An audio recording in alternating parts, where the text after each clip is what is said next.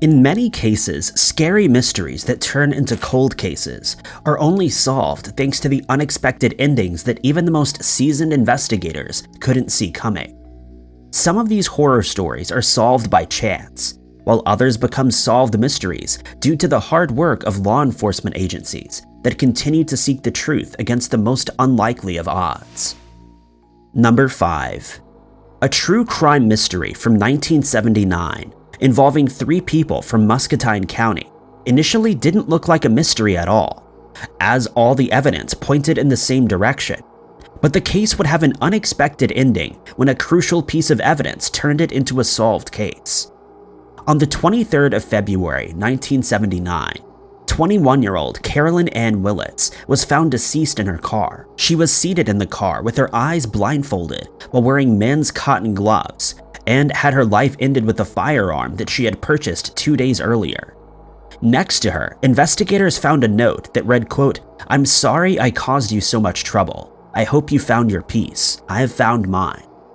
It was immediately assumed that she had taken her own life, a theory that was further bolstered by the fact that a 3-page letter from a man named Brian Barrett was also found in the car. In it, he told Carol that the feelings she had towards him were not reciprocated, and that he was in a relationship with a woman named Cynthia Walker.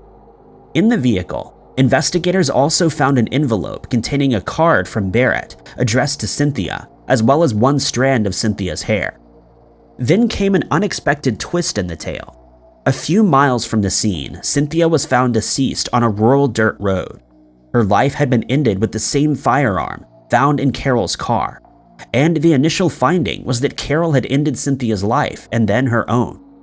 When Barrett was interviewed, he told the police that Carol had caught him and Cynthia together the previous week, causing her to become enraged. He stated that this was when he wrote the 3-page letter to Carol. But investigators started to notice that the evidence didn't add up.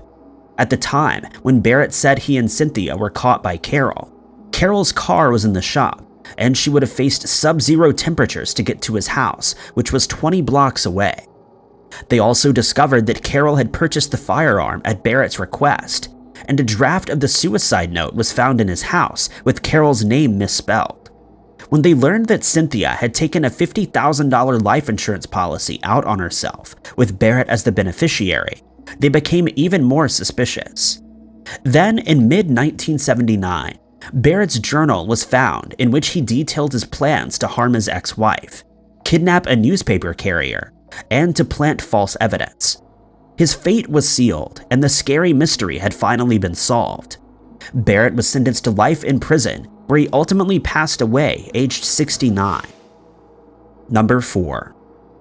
In 1993, 35-year-old Jean Ann Childs was involved in a horror story that cost her her life, and it would take a further 25 years before an unexpected ending to the case would finally bring the mystery to a close. In June of that year, Jean was found deceased in her apartment, which was located in Minneapolis.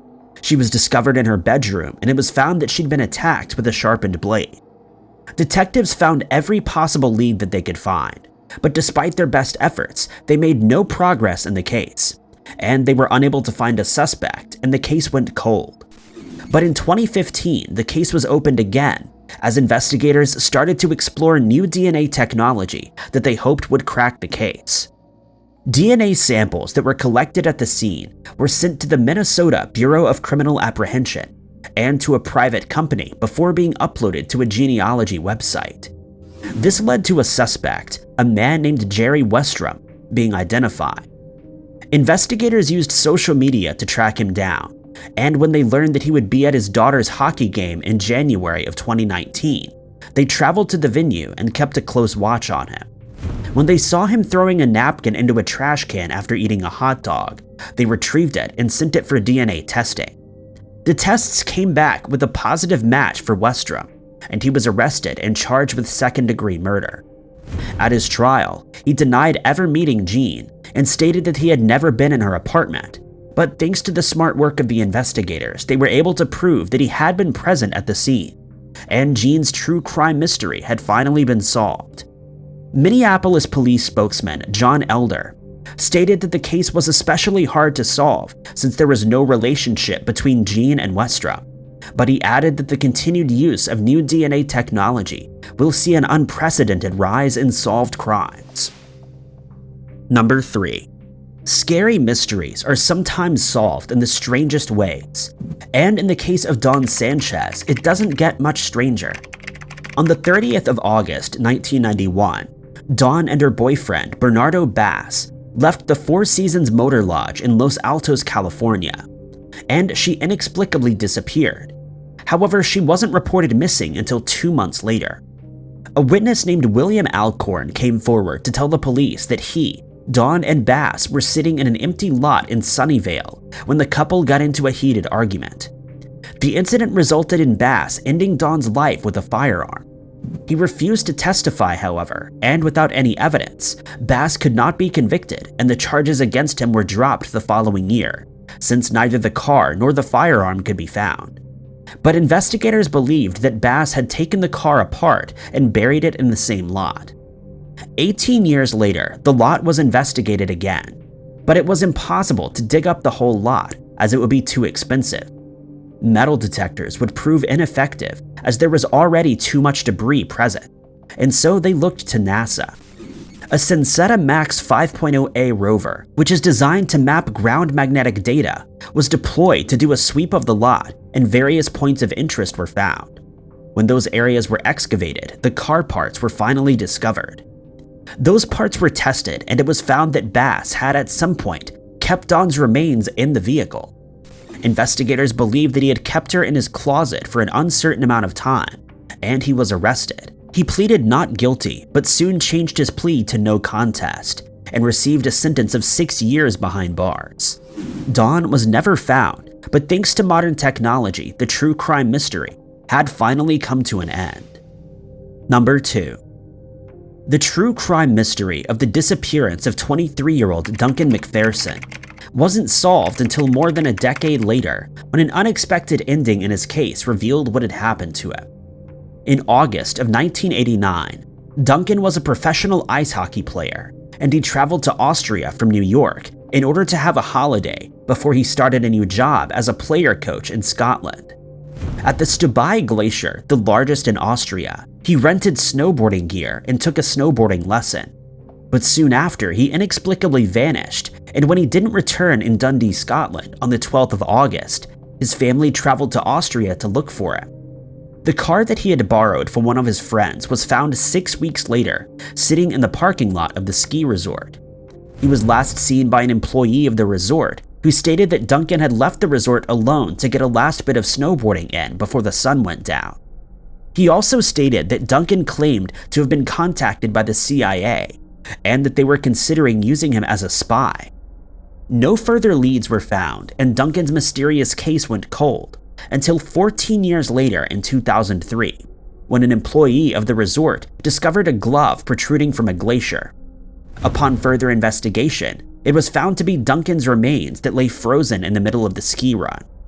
Initially, it was believed that he had fallen into a crevice and was unable to make his way back to the resort, succumbing to the freezing temperatures. But upon closer inspection, it was found that some of his injuries weren't consistent with this theory, and the scary mystery deepened. It would then come to light that Duncan had likely been run over by a large piece of machinery, possibly a snow grooming machine, and it was suspected that the incident had been covered up by Austrian authorities, who maintained that they had done everything in their power to find out what had happened to him. In the end, the European Court of Human Rights in Strasbourg sided with the authorities, and although the absolute truth may never be known, the whereabouts of Duncan McPherson are now believed to be a solved mystery. Number 1. In 1992, an unbelievable moment helped solve the scary mystery of a woman who was found deceased on the outskirts of Phoenix, Arizona, after a passing motorcyclist stumbled upon her remains. He ultimately contacted the police, and when they arrived at the scene, they discovered that her life had been ended by strangulation. A t-shirt that was found at the scene was believed to belong to her attacker, and a few other items of clothing were found scattered around the area. While they were working on processing the crime scene, investigators heard the beeping of an electronic device. They followed the sound and discovered their first piece of evidence in the case, a pager that was lying nearby. When the woman's fingerprints were processed, she was identified as Denise Johnson, a 30-year-old mother of 2 from Phoenix. When investigators looked into her life, they found that she was in a circle of friends that were involved in illegal substances and alcohol, and that she had worked as a street worker at times. When the pager was found to belong to a local truck driver named Mark Bogan, he was taken in for questioning, and he told investigators that he'd been on his way home on the 2nd of May when Denise asked him for a ride to the interstate. He agreed, but stated that when he dropped her off, she tried to steal his wallet from the truck's dashboard. He managed to get it away from her, after which she simply walked away despite being in a deserted area. He claims that he only noticed that his pager was gone the next morning, and he reported the loss to his company, thinking that he had dropped it somewhere. However, investigators noticed that he had scratch marks on his face, but nothing was found under Denise's nails, so he was free to leave. The following day, a detective revisited the crime scene and found an abrasion on a branch of a Palo Verde tree. Since the area was deserted, it was likely caused by human activity, and he took a few of the tree's seed pods with him. Bogan's truck was searched, and 2 of the same seed pods were found inside. But given that Palo Verde trees are common in the area, DNA tests were carried out on both sets of pods. A plant geneticist performed the task, and it was discovered that they came from the same tree. Bogan was arrested and charged with murder. He was found guilty and sentenced to life in prison. Thank you guys so much for watching. If you liked this video, be sure to hit that like button. Also, don't forget to subscribe and click that notification bell to keep up to date with all of our future uploads. But my name is Ty Knotts, and I'll catch you guys in the next video.